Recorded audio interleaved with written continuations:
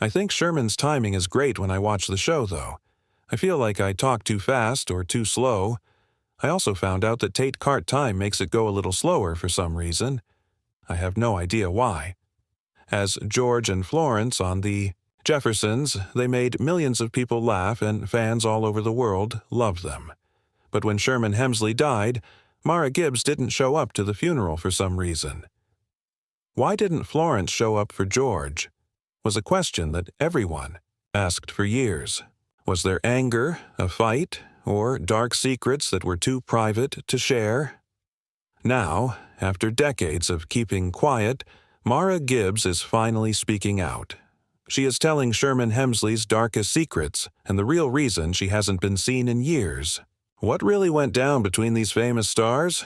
Get ready to be shocked. It's not what you thought it would be.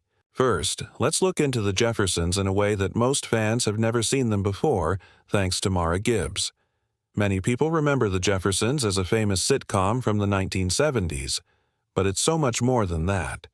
You can almost hear the theme song as soon as you hear the word. No matter your age or background, you've probably seen at least one episode of Norman Lear's 1975 spin-off of All in the Family. You may have even seen it recently. Even though it was a broad comedy, it was surprisingly deep about race and class, especially for a show that aired during primetime on national TV. The Jeffersons was a big deal. Some of the best actors and actresses of the time performed it, and it has stayed a cultural touchstone for many strong reasons. But there's a sad truth behind all the laughs and charm. The complicated history of George Jefferson is one of the most underrated things about the Jefferson family. Characters in sitcoms don't always have a lot of depth. The Jeffersons was mostly made up of racist jokes and physical comedy, but it also gave its main character a surprisingly long and interesting past. The Wall Street Journal says that George's family worked as sharecroppers in Alabama, where his ancestors came from. This fact gives George's obsession with money, status, and the visual signs of success even more meaning. The NWI Times says George's first job was as a cleaner in a big apartment building, while his wife, the job of Louise Wesey Jefferson, was to clean people's homes. George was able to quit his job and start his own dry cleaning service after getting paid by his insurance company. This important event made it possible for the Jeffersons to move from Harlem to Queens and then to Manhattan, where they lived next door to the famous Archie Bunker. Even though George's past wasn't talked about directly in the show, it had a subtle effect on the writing. For instance, Wheezy's reluctance to hire a maid in the first episode comes from having been one herself. In one episode, George is told that a white worker should be called a custodian. He replies, "If I were white, I'd be called a custodian, but if I'm black, I'm just a janitor." Norman Lear created George Jefferson just for Sherman Hemsley, but it wasn't until 1973 that he was cast in the role. All in the Family was the first show where the figure was seen. The show said George wasn't there right away because he didn't feel safe going into a white man's house, making him a contrast to Archie Bunker's racism. But the real reason was much more practical. He was contracted to be in the play Pearlie at the time and wouldn't back out, based on the book. Lear saw Hemsley in Pearlie in New York in 1970 and was so pleased that he knew Hemsley was the only actor he wanted to play the part. Lear didn't hire someone else, so he kept George off screen until Hemsley was free. In the meantime, Lear made Henry Jefferson, George's brother, who was played by Mel Stewart. Hank got the lines and screen time that were supposed to go to George, but Stewart's character went away completely once Hemsley was free. Henry Jefferson's last show was the same day that George's first show, and the figure was never seen again. As for Marla Gibbs, the actress who became famous as Florence, the sarcastic and smart maid, she didn't quit her job right away. Florence was only supposed to be a small character, but people loved her so much that she quickly became a regular on the show. But Gibbs wasn't ready to quit her steady job at United Airlines. Gibbs kept her job at the airline even after getting her big break on the Jeffersons because she had worked there for 11 years. The Washington Post says she worked out a new plan with United that let her film her scenes and still go to work. to answer the phones in the reservations office. Some people even knew her voice and would say nice things about it, but she would just laugh it off. Why she should keep her job at the airline. Gibbs was able to balance her work and playing life better because she had more than one flight pass.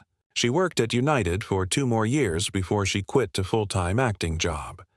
Many people didn't like how the Jeffersons showed Black America, even though it was a new movie. Even though the show pushed the limits of race relations, it still made decisions that some people found offensive. As the Baltimore Sun points out, for example, many Black viewers were unhappy with parts of the show, like how George Jefferson walked like a pimp and how stupid he was in general, which they saw as reinforcing negative stereotypes. But, as Ebony writes, these decisions were not made by accident. They were planned by the people who made the show. They made George Jefferson a little silly so that people who weren't ready to fully accept Black people as equals would like the character and the show more. There are a lot of ways that George Jefferson was made to look like the racist character Archie Bunker from All in the Family. He said mean things and used sarcasm as weapons. But while Archie's racism might be too familiar for white viewers, George's drive to get ahead and boldness might seem dangerous. It lessened the effect of George's success by making him seem a little silly. It meant that he and his family would always be seen as second class no matter how far they rose. There was no racism in George Jefferson. He was just a snob. The Jeffersons seemed like a fun show at first glance, and George was a character who was way too dramatic. For example, he bought a piano he couldn't play and then had a hard time getting it into his apartment. To the outside world, George was one of the most simple figures in TV history. A lot of people saw him as a Black Archie Bunker, but Ebony says that's not a true picture.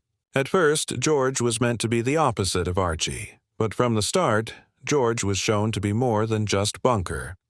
Archie was a man from the working class who was set in his ways. George and his family, on the other hand, were bound for success and upward mobility, while Archie and his family were left behind. For writer Jay Morarty, the main difference was in why they were racist, as he told the Hollywood Times. The racism of Archie Bunker was based on pure prejudice, while George's racism came from having to deal with systemic racism. Archie didn't have a good reason to hate Black people, but George did. George had good reasons to fear white people and the power structures that hurt him. George was played by Sherman Hemsley, who was more than just a television star. He had been trained as an artist for a long time. Some players from the famous Negro Ensemble Company, NEC, like Denzel Washington and Angela Bassett, went on to have successful careers after leaving the company. Hemsley was one of them. Ebony says that Norman Lear, who created the Jeffersons, waited years to hire Hemsley because he knew how talented he was. When Hemsley messed up lines during tapings, it wasn't because he was nervous or not good at what he was doing. As Fame 10 said, it was really a form of passive defiance. In the first few seasons of The Jeffersons, racial slurs were often used against both Black and white characters. But as time went on, Hemsley thought that his character should grow beyond using these rude words. Hemsley took things into his own hands when he was told that changes would not be made. He deliberately messed up lines or said the offensive words too quietly for the microphones to pick up, which meant that producers had to reshoot scenes many times. His strategy finally worked, and the writers quit using all of the racial slurs. This quiet but strong resistance behind the scenes showed how dedicated Hemsley was to his job and his desire to give his character a more respectful picture.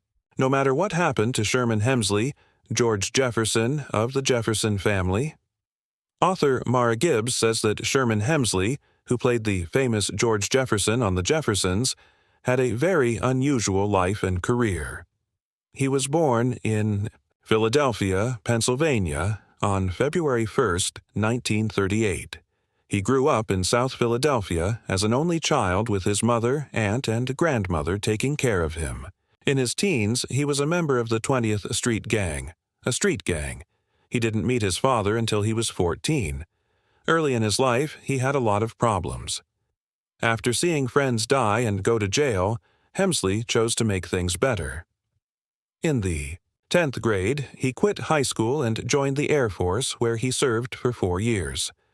Hemsley then decided to leave his difficult past behind and went to the Philadelphia Academy of Dramatic Arts. He worked at the post office to make money, while following his true calling, which was acting. He saw an ad for a neighborhood play one day while reading the newspaper, and after trying out, he got the part. This was just the start of his working as an actor. He kept acting in different shows in Philadelphia. Then he moved to New York to take his job to the next level.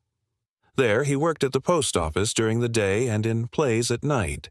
He joined the Negro Ensemble Company in New York. This was a very important workshop that helped many famous artists get their start, such as Roxy Roker, John Amos, and Samuel L. Jackson. Hemsley got a part in the Broadway play Pearlie during this time. Victorious, who played the part of Get Low, which was meant to be like an Uncle Tom.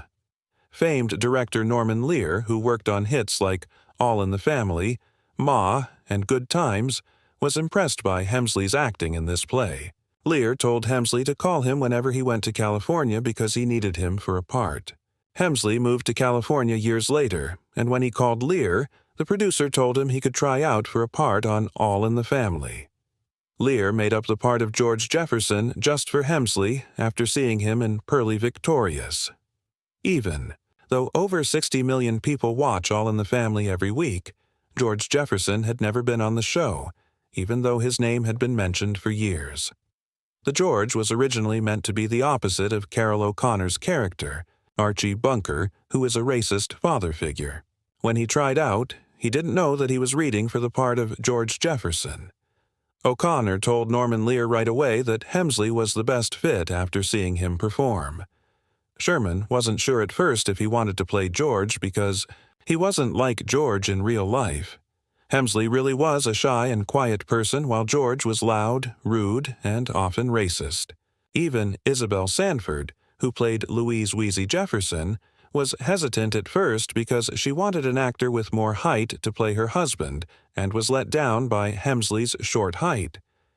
Even though there were early questions, Hemsley and Sanford ended up getting along great, both on and off screen. When George Jefferson made his debut on All in the Family, fans were drawn to him right away, and the show's ratings went through the roof. Just 4 episodes in, Norman Lear chose to make a separate show about the Jefferson family, an African-American family who moved from Queens to Manhattan and started a successful dry cleaning business. Some well-known actors filled out the Jeffersons group. Roxy Roker played Helen Willis, the mother of rock star Lenny Kravitz. Franklin Cover played Tom Willis, and Marla Gibbs played the sassy housekeeper Florence Johnston. Jeanette Dubois, who played Winona Woods on Good Times, also sang the show's famous theme song, which is another interesting fact. The Jeffersons first aired on CBS on January 18, 1975. Even though the show didn't have huge numbers at first, viewers quickly fell in love with it, especially black viewers. It made people proud to see a black man running his own business, and George Jefferson's cocky walk became famous. In an interview, Sherman Hemsley said that his famous cool walk was based on the way people moved in South Philadelphia, where he grew up. There was a fun, unplanned moment during one of the show's many takes that they chose to keep. As